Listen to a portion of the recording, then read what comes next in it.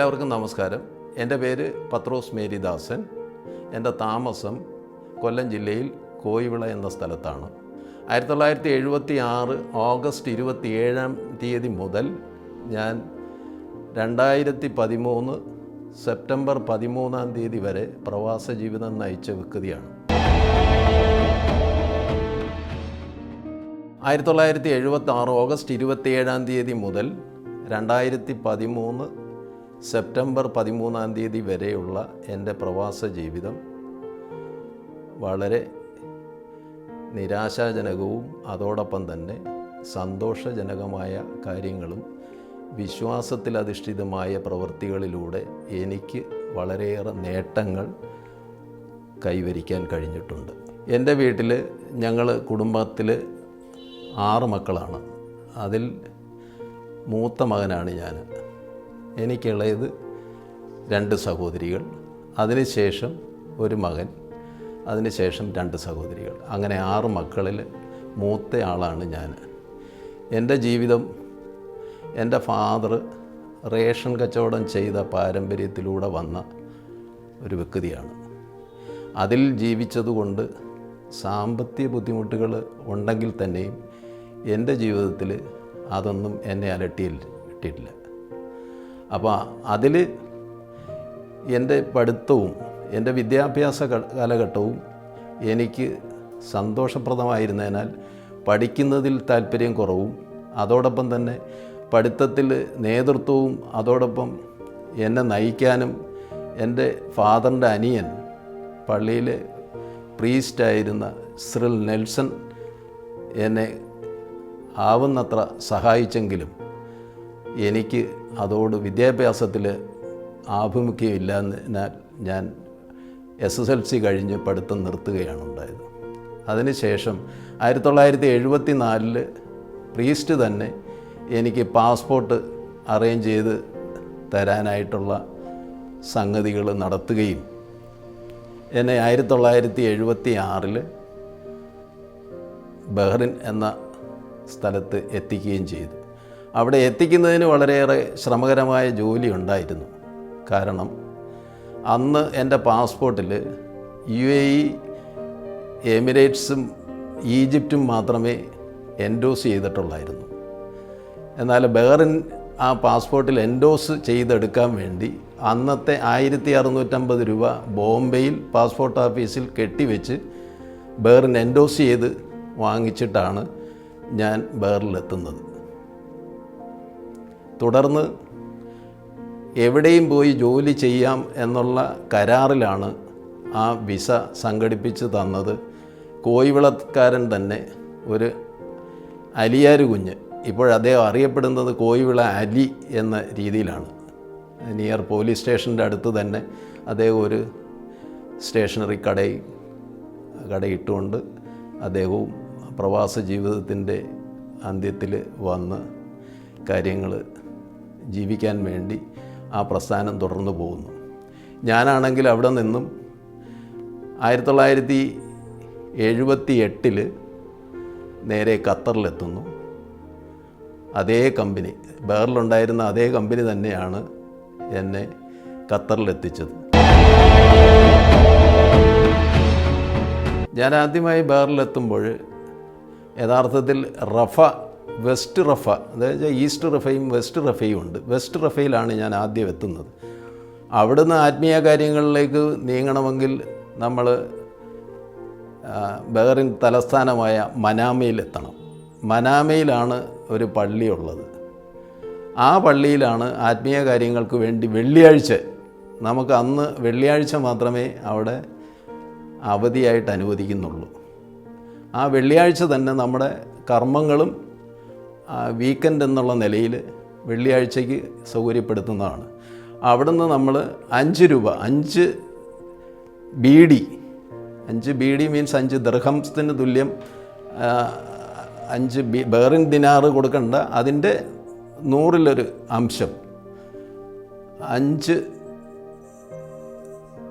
യഥാർത്ഥത്തിൽ 5 ബീഡിക്ക് തുല്യമായ എമൗണ്ട് അല്ല, അതിൻ്റെ 10-ലൊന്നാണ്. ആ 10-ലൊന്ന് കൊടുത്താൽ നമുക്ക് ടാക്സി കിട്ടും. അവിടുന്ന് ടാക്സിയിൽ വന്ന് പള്ളി ചോദിച്ച് അവർക്ക് പള്ളി എന്ന് പറഞ്ഞാൽ അറിയാം, ചർച്ചെന്ന് പറഞ്ഞാൽ അറിയാം. ആ ചർച്ചിൻ്റെ മുമ്പിൽ കൊണ്ടുവന്ന് നിർത്തും. അവിടെ നമ്മുടെ മാസ് കഴിഞ്ഞിട്ട് തിരിച്ച് നമ്മുടെ ക്യാമ്പിലേക്ക് പോകണമെങ്കിൽ വീണ്ടും അവിടുന്ന് 5 ദിറംസ് കൊടുത്താൽ, നമ്മൾ ബെറിൻ ദിനാറ് കൊടുത്താൽ അവിടെ എത്തും. അവിടുത്തെ പള്ളിയിൽ നമ്മൾ ആദ്യമായിട്ട് പ്രവേശിക്കുമ്പോൾ യഥാർത്ഥത്തിൽ ഒരു അത്ഭുതമാണ്. കാര്യം നമ്മുടെ പള്ളികളിലൊന്നും ബെഞ്ചും ഡെസ്കും ഇത്ര കൃത്യമായി അവിടെ നമ്മുടെ ഇടവുകളിലൊന്നും ഇല്ല. നമ്മളൊക്കെ നിലത്തിരിക്കുക, മുട്ടുകുത്തുക, കർമ്മങ്ങൾ കാണുക, പോരുക. പക്ഷേ ആ പള്ളിയിൽ കയറിയപ്പോൾ എനിക്ക് പെട്ടെന്നുണ്ടായ അനുഭവം, ഞാൻ നോക്കുമ്പം 4 സൈഡ് 4 വരിയായിട്ട് ഇടയ്ക്കൂടെ ആൾക്കാർക്ക് പോകത്തക്ക രീതിയിലുള്ള ഗ്യാപ്പിട്ട് നല്ല രീതിയിൽ അറേഞ്ച് ചെയ്തിരിക്കുന്നു. ആ ഒരു കാര്യം കണ്ടപ്പോൾ തന്നെ അതിശയമായിട്ട് തോന്നി എനിക്ക്. പിന്നെ അവിടുത്തെ മാസ് ഇംഗ്ലീഷ് മാസാണ്, അന്ന് മലയാളം മാസില്ല, ഇംഗ്ലീഷ് മാസാണ് കണ്ടത്. ആ മാസ് കഴിഞ്ഞിറങ്ങുമ്പോൾ യഥാർത്ഥത്തിൽ നമുക്കൊരു അനുഭൂതി തന്നെയുണ്ട്. വളരെ കാലം അല്ലെങ്കിൽ വളരെ പ്രയത്നിച്ച് അല്ലെങ്കിൽ വളരെ കഷ്ടപ്പെട്ട് നമ്മുടെ പള്ളിയിലെത്തി ആത്മീയ കാര്യങ്ങളിൽ പങ്കെടുക്കാൻ കഴിഞ്ഞതിൽ ഉള്ള ചാരിതാർത്ഥ്യം അല്ലെങ്കിൽ വിശ്വാസം, ആ വിശ്വാസത്തിൽ ഉറച്ചു നിന്നുകൊണ്ടുള്ള പ്രവാസ ജീവിതം, ഇതൊക്കെ വളരെ ഏറെ അനുഭവം നൽകുന്നതായി. പ്രായത്തിൻ്റെതായിട്ട് കണക്ക് കൂട്ടുമ്പോൾ വിശ്വാസം ഏറെ ഉണ്ടെങ്കിലും കുടുംബത്ത് ഒരു പുരോഹിതനുള്ള സ്ഥിതിക്ക് യഥാർത്ഥത്തിൽ എല്ലാവരും പള്ളിയിൽ ആത്മീയ കാര്യങ്ങളിൽ തൽപരരായിരുന്നു. അതിൽ പിന്തുടർച്ച എന്നുള്ള നിലയിൽ എനിക്കും വിശ്വാസത്തിന് കോട്ടമൊന്നും ഉണ്ടായിരുന്നില്ല. പക്ഷേ ഞാൻ എൻ്റെ ചുറ്റുപാടുകൾ കണ്ടപ്പോൾ അല്ലെങ്കിൽ അവിടെ എത്തപ്പെട്ട രീതിയിൽ ഞാൻ പള്ളിയിൽ ചെന്നപ്പോൾ എനിക്ക് പ്രത്യേകിച്ച് ഒറ്റപ്പെട്ട ജീവിതം നയിക്കുന്നതിനിടയ്ക്ക് വിശ്വാസമായിരുന്നു എൻ്റെ മുന്നിലുണ്ടായിരുന്നത്. വിശ്വാസത്തിൽ ഊന്നിയുള്ള ജീവിതമാണ് എന്നെ ഈ നിലയിലെത്തിച്ചത്. അതുകൊണ്ട് എനിക്കവിടെ വളരെയേറെ അഭിവൃദ്ധി അല്ലെങ്കിൽ എൻ്റെ ജോലിയിൽ അഭിവൃദ്ധി നേടാൻ കഴിഞ്ഞതായിട്ടാണ് എൻ്റെ വിശ്വാസം.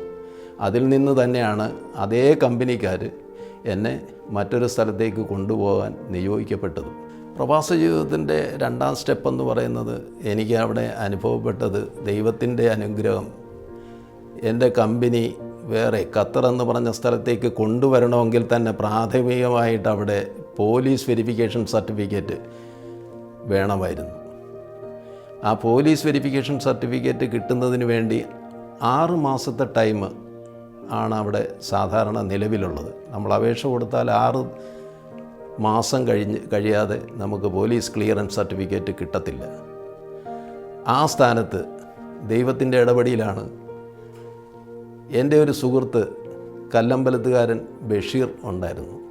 അയാൾ അവിടെ ഒരു ഷെയ്ഖിൻ്റെ വീട്ടിലെ കുക്കാണ്. ഈ കുക്കിനെ ഡെയിലി ഞാൻ കാണും. അങ്ങനെ കണ്ട് പറഞ്ഞ കൂട്ടത്തിൽ എനിക്കൊരു ചാൻസ് ഖത്തറിലേക്ക് വരുന്നുണ്ട്, എനിക്ക് ഒരു NOC അല്ലെങ്കിൽ പോലീസ് ക്ലിയറൻസ് സർട്ടിഫിക്കറ്റ് കിട്ടാൻ എങ്ങനെയാണ്? അദ്ദേഹം പറഞ്ഞത്, സഹോദര, താൻ ഒന്നുകൊണ്ടും വിഷമിക്കേണ്ട, എൻ്റെ ഷെയ്ഖ് മദീന എന്ന് പറഞ്ഞ സ്ഥലത്തെ പോലീസ് ഹെഡ്ക്വാർട്ടേഴ്സിലെ ഇൻചാർജാണ്. അദ്ദേഹം വിചാരിച്ചാൽ ഇത് ഈസിയായിട്ട് നടക്കും. അങ്ങനെ ആ സുഹൃത്ത് വഴി 3-ാം ദിവസം എനിക്ക് ആ ഷെയ്ഖിനെ കാണാനുള്ള അനുവാദം കിട്ടുന്നു. ഷെയ്ഖിൻ്റെ അടുക്കെ എനിക്കറിയാവുന്ന ഭാഷയെന്ന് പറഞ്ഞാൽ ചെറിയ ഇംഗ്ലീഷാണ്. അതുവഴി ഞാൻ ആ കമ്മ്യൂണിക്കേഷൻ പാസ് ചെയ്തു.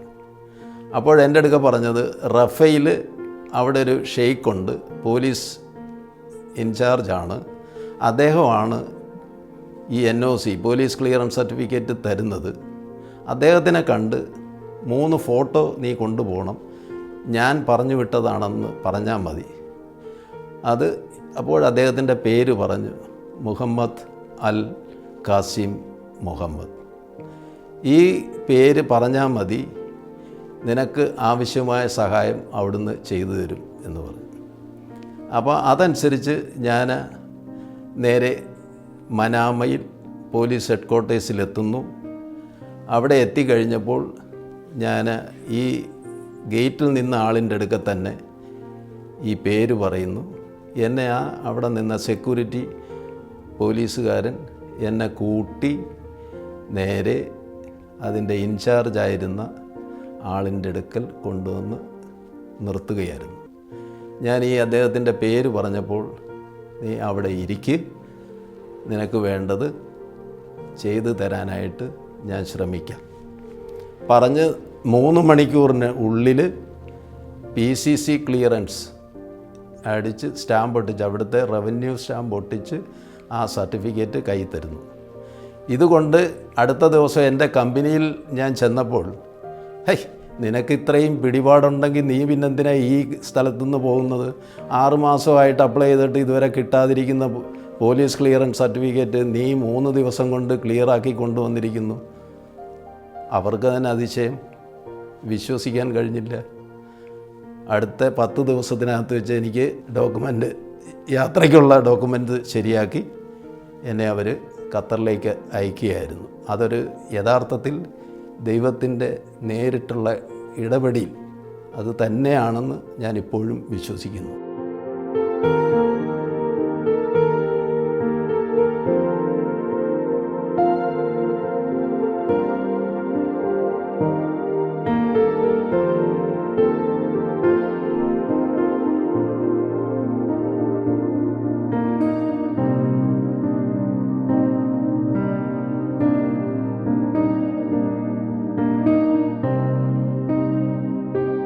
ദൈവത്തിൻ്റെ ഒരു ഇടപെടൽ അവിടെ തന്നെ ഉണ്ടായി. ഞാൻ ആദ്യം ബഹറിലെത്തുമ്പോൾ എവിടെ വേണമെങ്കിലും പോയി ജോലി ചെയ്യാം എന്നുള്ള വ്യവസ്ഥയിലാണ്. അങ്ങനെ ഒരു ഏറ്റവും കൂടുതൽ ശമ്പളം ലഭിക്കുന്ന ജോലി ചെയ്യുക, അതിനിപ്പം കൺസെഷനായാലും ചെയ്യുക എന്നുള്ള ഉറച്ച തീരുമാനം എനിക്കുണ്ടായിരുന്നു. അപ്പോൾ അങ്ങനെ കൺസെഷൻ ഫീൽഡിലേക്ക് തിരിയാനായിട്ട് എൻ്റെ ഒരു സുഹൃത്ത്, റൂംമേറ്റായിട്ടുള്ള ഒരാൾ കണ്ണൂർക്കാരനാണ്. അദ്ദേഹം പറഞ്ഞ്, എനിക്ക് 7 റിയാൽ 7 ബീഡി അവിടെ കിട്ടും ഒരു ദിവസം, നീ വന്നാൽ നിനക്കും ആ ജോലി ചെയ്യാം. എന്താണ് ജോലി? കട്ടയും സിമെൻറ്റും ഒക്കെ കറക്റ്റായിട്ട് അവരുടെ ജോലി സ്ഥലത്ത് മൂവ് ചെയ്ത് എത്തിക്കുക എന്നുള്ളതാണ്. ആ ജോലിയിൽ അവിടെ തന്നെ 1 മാസത്തിൽ കൂടുതൽ തുടർന്നപ്പോഴാണ് ആ കൺസ്ട്രക്ഷൻ ചെയ്യുന്ന ഏരിയയിൽ തന്നെ അതൊരു പവർ സ്റ്റേഷന് വേണ്ടിയായിരുന്നു. ചിത്ര പവർ സ്റ്റേഷൻ എന്ന് പറയും. ആ ചിത്ര പവർ സ്റ്റേഷനിൽ തന്നെ ഇലക്ട്രിക്കലിൻ്റെ കമ്പനി ഉണ്ടായിരുന്നു. ആ കമ്പനിയിൽ ഡയറക്റ്റായിട്ട് ഞാൻ കയറി ചെന്നിട്ട്, ഞാൻ ഇലക്ട്രീഷ്യനാണ്, എനിക്ക് ഇന്ന സർട്ടിഫിക്കറ്റ് ഉണ്ട്, അതനുസരിച്ച് എനിക്കൊരു ജോലി തരുമോ എന്ന് ചോദിച്ചിട്ടുണ്ടെങ്കിൽ സർട്ടിഫിക്കറ്റ് നോക്കിയ ഒരു തിരുവല്ലക്കാരൻ മാത്യു എന്ന് പറയുന്ന മലയാളിയാണ്. അദ്ദേഹം എൻ്റെ അടുക്ക് ഇറങ്ങി വന്നേച്ച് പറഞ്ഞു, ഇംഗ്ലീഷുകാരൻ പറഞ്ഞു, നിന്നെ അപ്പോയിൻ്റ് ചെയ്യാൻ നീ നാളെ മുതൽ 110 ഡിനാർ 110 ബീഡി ബഹ്റിൻ ഡിനാറ് നിനക്ക് ശമ്പളമായിട്ട് ആദ്യം തരും. അത് കഴിഞ്ഞാൽ 3 മാസം നിന്നെ പ്രൊഫഷണൽ പീരീഡ് വെച്ചിട്ട് അത് കഴിയുമ്പോൾ നിനക്ക് 150 ബഹ്റിൻ ഡിനാറ് ശമ്പളത്തിൽ വയ്ക്കും, ഇഷ്ടമാണെങ്കിൽ ജോയിൻ ചെയ്യാൻ പറഞ്ഞു. അപ്പോൾ അതൊരു പരീക്ഷണ ഘട്ടമായിരുന്നു. 150 അല്ല 210 ഡിനാർ ഒരു മാസം കിട്ടിക്കൊണ്ടിരിക്കുന്നിടത്ത് 110ലേക്ക് പോകുക എന്ന് പറയുമ്പോൾ എനിക്ക് ഉണ്ടാകുന്ന സാമ്പത്തിക നഷ്ടമാണ് ഞാൻ അന്ന് മനസ്സിലാക്കിയത്. പക്ഷേ എങ്കിലും ഒരാഴ്ച കഴിഞ്ഞ് ഞാൻ വീണ്ടും ചെല്ലുമ്പോൾ എന്നെ കൈനീട്ടി സ്വീകരിക്കുകയായിരുന്നു അവർ. ആ നിലയിൽ എനിക്കവിടെ തുടരാനായിട്ട്, ആ കമ്പനിയിൽ തുടരാനായിട്ട് കഴിഞ്ഞു. അതൊരു ദൈവ അനുഭവം തന്നെയായിരുന്നു. കാര്യം ഞാൻ ചെല്ലേണ്ട ഡേറ്റും കഴിഞ്ഞു. പിന്നെ ഒരാഴ്ച കഴിഞ്ഞ് ആലോചിച്ചിട്ട് നല്ലൊരു പ്രൊഫഷനാണല്ലോ, അല്ലെങ്കിൽ ഞാൻ പഠിച്ചതാണല്ലോ എന്ന് വിചാരിച്ച് അതിലേക്ക് തന്നെ തിരിഞ്ഞപ്പോൾ ദൈവത്തിൻ്റെ ഇടപെടലാണ് അതിൻ്റെ പിന്നിലുള്ളതെന്ന് ഞാൻ മനസ്സിലാക്കുന്നു. ബഹറിൽ നിന്നും ഖത്തറിലേക്ക് എത്തുന്നു. ഖത്തറിൽ ചെന്ന് പെട്ടെന്ന് 1 വർഷം, അന്ന് 2 വർഷത്തെ കോൺട്രാക്റ്റാണ്. ആ 2 വർഷം കഴിയാതെ നമുക്ക് നിയമപരമായി ടിക്കറ്റ് തരില്ല. 2 മാസത്തെ ലീവും 2 മാസത്തെ ആ ലീവ് കഴിഞ്ഞുള്ള ടിക്കറ്റും ടു ആൻഡ് ഫ്രോ തരും അവർ. പക്ഷേ എനിക്ക് വീട്ടിലെ ചില പ്രശ്നങ്ങളിൽ അസ്വസ്ഥനായിരുന്നു ഞാൻ. അപ്പോൾ കാര്യം എനിക്ക് നേരെ ഇളയ സഹോദരി കല്യാണം കഴിച്ചയച്ചു. അതിന് അടുത്ത ആളിന് നോക്കുമ്പോൾ 30 വയസ്സ് കഴിയുന്നു.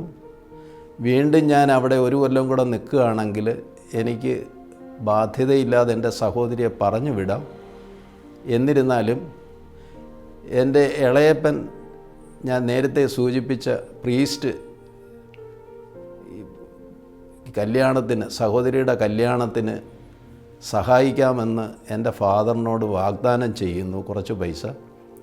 അപ്പോൾ അതനുസരിച്ച് മകൻ എത്തിയാൽ എന്തെങ്കിലും സഹായം കിട്ടുമല്ലോ എന്ന് വിചാരിച്ച് ഫാദർ എന്നെ വിവരം അറിയിക്കുന്നു. അന്ന് കത്തിലൂടെ 15 ദിവസം മിനിമം വേണം, 10 ദിവസമെങ്കിലും വേണം നമുക്കൊരു കത്ത് പോയി വരാൻ. അപ്പോൾ അങ്ങനെ കത്ത് കിട്ടുന്നു. പിന്നീടുള്ള മാർഗം, അന്ന് ടെലഫോണില്ലാത്തത് കൊണ്ട് നമുക്ക് കത്തിടപാട് തന്നെ നടക്കുകയുള്ളൂ. അല്ലെ പിന്നെ എമർജൻസി ആണെങ്കിൽ ടെലഗ്രാമൊക്കെ ഉപയോഗിക്കാം. അപ്പം ഞാനൊരു കത്തിലെഴുതി,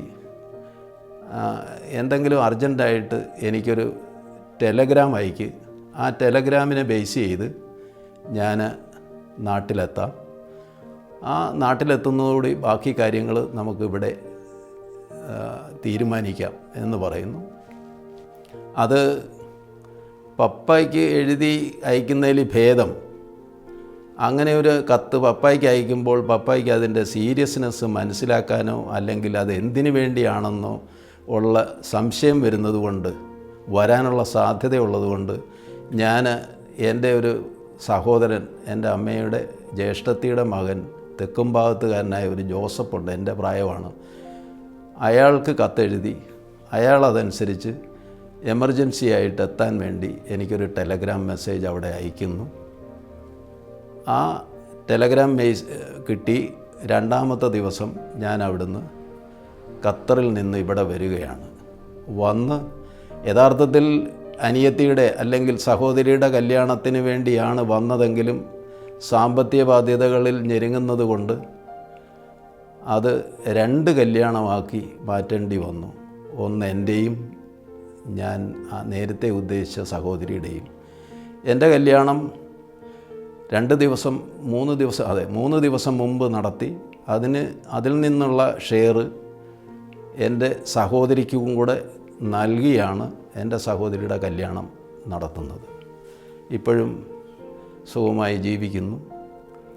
എൻ്റെ ഭാര്യയിലൂടെയും എൻ്റെ ആത്മീയതയിലും, എൻ്റെ ഭാര്യയുടെ ആത്മീയതയിലും അമ്മയും അപ്പനും ഡെയിലി പള്ളിയിൽ നിത്യപൂജയ്ക്ക് പങ്കെടുക്കുന്നവരുമാണ്. ആ ചുറ്റുപാടിൽ എനിക്ക് ദൈവത്തിൻ്റെ സഹായം ഏറെയുണ്ട്. അത് ഒരുപാട് അനുഭവത്തിലൂടെ അത് വെളിപ്പെടുത്താവുന്നതും കൂടെയാണ്. ഖത്തറിലതും ഒരു പവർ സ്റ്റേഷനാണ്. അൽ റഫ, അൽ വക്ര എന്ന സ്ഥലത്ത് പണിത 1 കിലോമീറ്ററോളം നീളം വരുന്ന 14 ജനറേറ്റർ, ജർമ്മൻ ജനറേറ്റർ 12ഉം ഇറ്റാലിയൻ ജനറേറ്റർ 2ഉം, 14 ജനറേറ്റർ 50 മെഗാവാട്ട്സിൻ്റെ 12ഉം 2ഉം 14 ജനറേറ്റർ വർക്ക് ചെയ്ത ഒരു പവർ സ്റ്റേഷനിലായിരുന്നു ഞാൻ.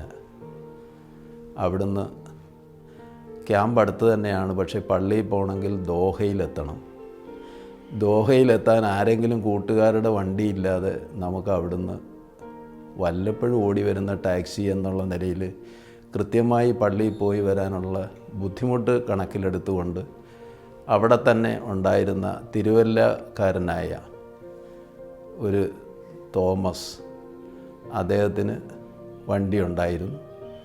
ആ വണ്ടിയിൽ 3 പേർക്ക് സഞ്ചരിക്കാൻ പറ്റുന്ന ഇടവേ ഉള്ളൂ. ഡ്രൈവറും 2 പേരും. ഫ്രണ്ട് സീറ്റ് മാത്രമേ ഉള്ളൂ. ബാക്കിലെല്ലാം കേബിള് ആൾക്കാരെ കൊണ്ടുവരുന്നതിനുമൊക്കെ ആയിട്ട് ഉപയോഗിക്കുന്ന ബാക്ക് സൈഡ് ഉള്ള ട്രോളി പോലുള്ള വണ്ടിയാണ്. ആ വണ്ടിയിൽ ഞങ്ങൾ 3 പേര്, റൂംമേറ്റ്സ് ആയിട്ടുള്ള ഞങ്ങൾ 3 പേര് ദോഹ പള്ളിയിൽ എല്ലാ വെള്ളിയാഴ്ചയും മുടങ്ങാതെ കർമ്മത്തിന് പോകുമായിരുന്നു.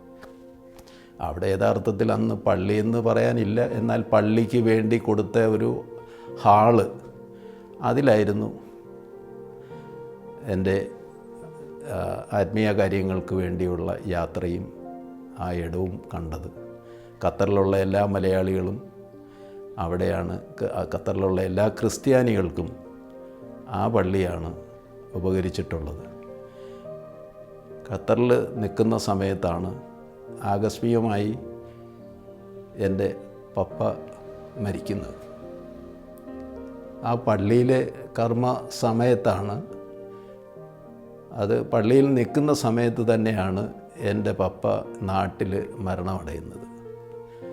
അവിടുന്ന് അച്ഛൻ എനിക്ക് ഞാൻ നേരത്തെ പറഞ്ഞ അപ്പച്ചൻ്റെ അനിയൻ പ്രീസ്റ്റ് ഇടപെട്ടിട്ട് പറഞ്ഞു, അവനിപ്പോൾ വന്ന് വിവാഹം കഴിച്ച് പോയിട്ട് 1 കൊല്ലമാകുന്നതേ ഉള്ളൂ, അതുകൊണ്ട് അവനെ വിവരം അറിയിക്കേണ്ട, കാര്യങ്ങൾ ഞാൻ അറിയിച്ചോളാമെന്ന് ഏറ്റെടുത്തുകൊണ്ട് എൻ്റെ പപ്പയുടെ അന്ത്യകർമ്മങ്ങൾ അദ്ദേഹം തന്നെ പൂർണ്ണമായി ഇവിടെ വഹിക്കുകയായിരുന്നു. അതിനുശേഷം 14 ദിവസം കഴിഞ്ഞപ്പോഴാണ് എനിക്കൊരു മെസ്സേജ് ഉണ്ടാകുന്നത്, ടെലഗ്രാം മെസ്സേജ്. പപ്പ പെട്ടെന്ന് മരിച്ചു. ഇത് മാത്രം, ആ ഒരൊറ്റ വേർഡ് മാത്രം എഴുതിയാണ് ഒരു മെസ്സേജ് വന്നത്.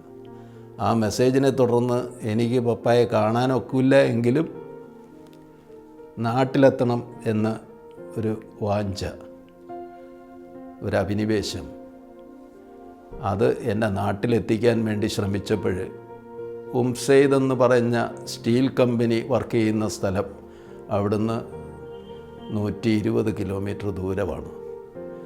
ആ ദൂരത്ത് പോയി എൻ്റെ ഒരു സുഹൃത്ത്, അരിന്നുള്ളൂർക്കാരനാണ്, ആൻ്റണി എന്ന് പറയും, ആ സുഹൃത്തിനെ കണ്ട് യാത്ര ചോദിക്കാൻ ചെന്നപ്പോൾ പറയുന്നത്, പപ്പ മരിച്ചിട്ട് ഇപ്പോൾ 9 ദിവസമാവുന്നു, എല്ലാ കർമ്മങ്ങളും കഴിഞ്ഞു, എനിക്ക് അവിടുന്ന് എൻ്റെ ഭാര്യ അയച്ച കത്ത് എടുത്ത് എൻ്റെ കയ്യിൽ തരിക. അപ്പോൾ അത് കണ്ടുകൊണ്ട് ഇനി ഇങ്ങോട്ട് വന്നിട്ട് കാര്യമില്ലല്ലോ, എന്ത് കർമ്മത്തിനാണ് എന്നൊക്കെയുള്ള ഒരു മാനസിക വിഭ്രാന്തി അന്നുണ്ടായെങ്കിലും അന്ന് ആ യാത്ര അവിടെ അവസാനിപ്പിച്ചു. ഞാൻ ജോലിയിൽ തുടരുകയായിരുന്നു. അടുത്ത ആനിവേഴ്സറി വന്നപ്പോൾ ഞാൻ കൃത്യമായി ഇവിടെ എത്തുകയും അതിൽ പങ്കുചേരുകയും ചെയ്യുകയാണ് ഉണ്ടായത്. അങ്ങനെ ഒരു അനുഭവം, ഒരു ദുഃഖ സ്മരണ ഇപ്പോഴും നിലനിന്ന് പോകുന്നു.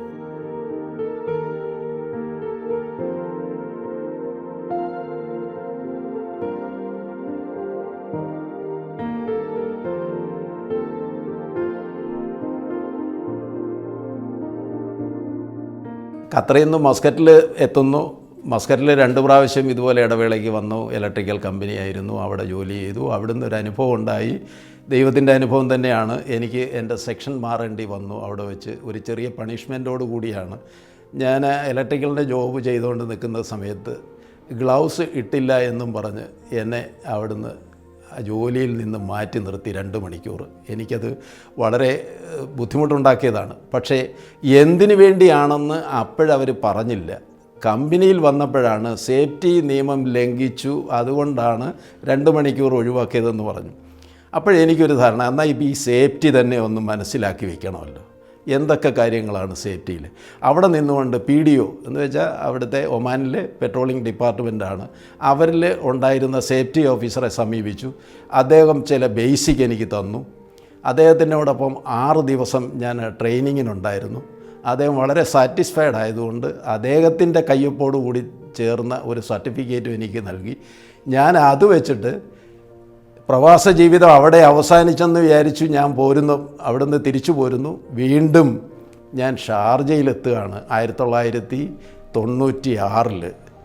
ഈ കാലഘട്ടത്തിൽ എനിക്കവിടെ ഇലക്ട്രിക്കലായിട്ടാണ്, ഞാൻ അവിടെ ഇലക്ട്രീഷ്യനായിട്ടാണ് ചെന്നതെങ്കിലും സേഫ്റ്റിയുടെ സാധ്യതകൾ ഞാൻ മനസ്സിലാക്കിക്കൊണ്ട് ഞാൻ സേഫ്റ്റി ഡിപ്പാർട്ട്മെൻറ്റിനെ സമീപിക്കാൻ ഒരു സാഹചര്യം ഉണ്ടായി. കാര്യം അവിടെ ജോലി എന്ന് പറയുന്നത് നമുക്ക് റിഗ് വരുമ്പോഴുള്ള, അല്ലെങ്കിൽ പെട്രോൾ ഡ്രില്ല് ചെയ്യുന്ന സാധനം, കടലിൽ കിടക്കുന്ന സാധനം കരയ്ക്കടുത്ത് മെയിൻ്റനൻസ് ചെയ്യുമ്പം മാത്രമേ ജോലിയുള്ളൂ. അപ്പോൾ അതോടൊപ്പം തന്നെ സേഫ്റ്റിക്കും ഇമ്പോർട്ടൻസ് ഉണ്ടായിരുന്നു. അപ്പോൾ സേഫ്റ്റിയിലാകുന്നതാണ് ആദ്യം സ്റ്റാർട്ട് ചെയ്യേണ്ടത്. ഫയർ ആൻഡ് സേഫ്റ്റി, ഫയർ എങ്ങനെ ഡിസ്ട്രോയ് ചെയ്യും എന്നുള്ളതാണ് ആദ്യത്തെ ചോദ്യം. അതിന് മറുപടി 3 കണ്ടൻ്റാണ്, 3 എലിമെൻ്റ് ഉണ്ട്. ആ എലിമെൻ്റ് പറഞ്ഞു കഴിഞ്ഞപ്പോൾ തന്നെ ആ ഇംഗ്ലീഷുകാരന് വലിയ താല്പര്യമായി എന്നെ ഫയർ ആൻഡ് സേഫ്റ്റി ഡിപ്പാർട്ട്മെൻറ്റിലേക്ക് നിയമിക്കുകയാണ് ചെയ്തത്. അപ്പോൾ അവിടുന്ന് അങ്ങോട്ട് എൻ്റെ ജീവിതമെന്ന് പറയുന്നത് പിന്നെ വന്ന് നിൽക്കുന്നത് സേഫ്റ്റി അഡ്വൈസർ പൊസിഷനിൽ 2014 സ്വയം വിരമിക്കുകയാണ് ഞാൻ ചെയ്തത്. അതായത് ഞാൻ ഇഷ്ടപ്പെട്ട എൻ്റെ 2 മക്കളും അവിടെ വരാൻ സാധ്യതയുണ്ട്. 2 മക്കളും അവരുടെ ജീവിതം തുടങ്ങുന്നത് തന്നെ ലാംബ്രൽ എന്ന് പറയുന്ന ബ്രിട്ടീഷ് കമ്പനിയിലാണ്. അപ്പോൾ അതുകൊണ്ട് തന്നെ എനിക്ക് ആ മക്കളുടെ ജീവിതം അവർ തന്നെ കരുപ്പിടിപ്പിക്കട്ടെ, അവരുടെ സമ്പാദ്യവും അവരുടെ അധ്വാനവും അവർക്ക് നിലനിൽക്കട്ടെ എന്ന് വിചാരിച്ചുകൊണ്ട് തന്നെ അവരെ ഡിപ്പെൻഡ് ചെയ്യാതെ നേരെ നാട്ടിലേക്ക് തിരിക്കുകയാണ്. സ്വയം രാജി എഴുതി കൊടുത്തു. ഞാൻ റിസൈൻ ചെയ്തു നാട്ടിലേക്ക് വരികയായിരുന്നു. അവിടെ പല കാര്യങ്ങളും ആത്മീയമായ രീതിയിലും നമുക്ക് പ്രോത്സാഹനം കിട്ടത്തക്ക രീതിയിലുള്ള കാര്യങ്ങളുണ്ടായിരുന്നു. ഇതിനിടയ്ക്ക് എൻ്റെ ഫാമിലി 7 വർഷത്തോളം ഉണ്ടായിരുന്നു.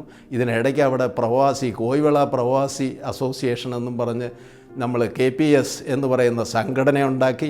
അതിൻ്റെ നിയമവശങ്ങളും അതിൻ്റെ നിയമാവലികളും എൻ്റെ വീട്ടിലിരുന്ന് ഒരു ജെറോം ജോൺസൺ ഉൾപ്പെടെയുള്ള വ്യക്തികൾ ചേർന്നിരുന്ന് നിയമസംഹിത ഉണ്ടാക്കി, നിയമാവലി ഉണ്ടാക്കി. അതവിടെ പ്രവർത്തിച്ചു. അത് വളരെ വർഷക്കാലം പ്രവർത്തിച്ചു. അതോടൊപ്പം തന്നെ അതിൽ നിന്നുണ്ടായ ഫണ്ട് നമ്മുടെ കോയിവിള ഇടവകയിലെ ഹൈസ്കൂളിന് ഹൈടെക് ആക്കുന്നതിന് വേണ്ടി 1 ലക്ഷം രൂപ കൂടുതൽ ഇവിടെ സംഭാവന ചെയ്യുകയുണ്ടായി. അത് ഞങ്ങൾ മാത്രം, അവിടെയുള്ള കോയിവിളയിലുള്ള പ്രവാസികൾ മാത്രം ചേർന്ന് ഉണ്ടാക്കിയ സംഘടനയാണ്. ആ സംഘടന ഇപ്പോഴും പേരിനെങ്കിലും അവിടെ നിലനിൽക്കുന്നു. ഞാൻ നേരത്തെ സൂചിപ്പിച്ചതുപോലെ 1976 മുതൽ തുടങ്ങിയ പ്രവാസ ജീവിതത്തിൽ ദൈവം എൻ്റെ കൂടെ ഉണ്ടായിരുന്നു. ഇതിനിടയ്ക്ക് ബാധ്യതകളുണ്ടായി. ആ ബാധ്യതകൾ എന്നെ കടത്തിലേക്ക് തള്ളിവിട്ടു. കടം തീർത്തുകൊണ്ട് വീണ്ടും ഞാൻ അന്ന് വിറ്റ ഗൃഹം തന്നെ എനിക്ക് ഈ 18 വർഷം കഴിഞ്ഞപ്പോൾ അത് തിരിച്ചു കിട്ടുകയും തിരിച്ചു വാങ്ങാൻ കഴിയുകയും അവിടെ എൻ്റെ മകന് വേണ്ടി പുതിയ ഒരു വീട് നിർമ്മിച്ച് ആ വീട്ടിലിരുന്നു കൊണ്ടാണ് ഞാൻ ദൈവത്തെ സ്തുതിക്കുകയും അതോടൊപ്പം തന്നെ എൻ്റെ പ്രവാസ ജീവിതം കഴിഞ്ഞുള്ള റിട്ടയർമെൻറ്റ് ജീവിതം നയിക്കുന്നത് ഇപ്പോഴിരുന്ന് ഈ സംഭാഷണം നടത്തുന്ന ഇതേ വീട്ടിലാണ്.